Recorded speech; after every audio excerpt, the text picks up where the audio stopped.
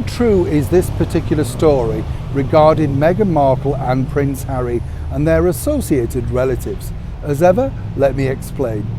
Hi, good morning, Neil Sean here in the very heart of London. Nice to have your company today. Hope you're all keeping well, whatever you're doing. And as I say, as we onset over into winter here in the United Kingdom, everybody be safe. I know a lot of people are scared about their energy rising costs and that sort of stuff, but I always look at things like, and I know this sounds a bit corny, but it's true. Think about Her Majesty the Queen. I've told you before, when people used to go up to Balmoral to see her, if they complained it was cold, she gave them another jumper or a blanket.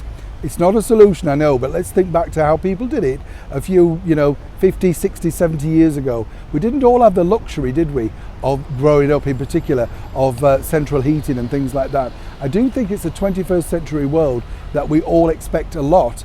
But right now, I know it's very tricky for a lot of people out there. So do stay safe, try and have hot drinks and a decent meal. I'm lecturing you now, aren't I? No. Back as ever, though, to your breaking roll story of the day. Now, this story is fascinating because it's now doing the rounds on social media, and it all really cements all about exactly what went on over the last week with Harry and Meghan, the former royals known, of course, as the Duke and Duchess of Sussex.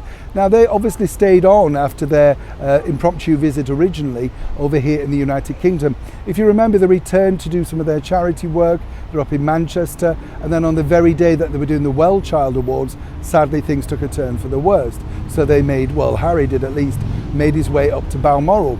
But now the bigger story is this. It appears, according to a good source, that it appears, though, according to a very good source, that Harry and Meghan did have the offer of the opportunity to invite over her mother and her father to attend the royal funeral, the state funeral of our late monarch, Her Majesty the Queen. Now, we put a call in to Buckingham Palace and also some other very good sources, and the story really is built and built. But the bottom line is this.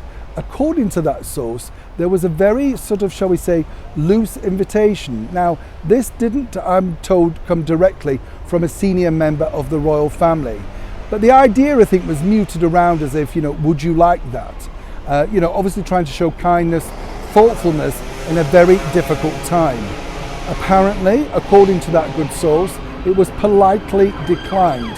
Not quite sure why, but for some reason it didn't happen. The story has evolved, of course, that now apparently Meghan didn't wish her father or indeed her mother to attend the state funeral of Her Majesty the Queen because apparently she was embarrassed by them, etc. I really don't know the background or the true story to that. All I can tell you is what we find out. I think that's possibly an embellishment on many people's parts. I think the other side of the coin is, and let's be honest, how daunting would that be if you were, particularly Thomas Markle, still recovering from a serious setback health-wise.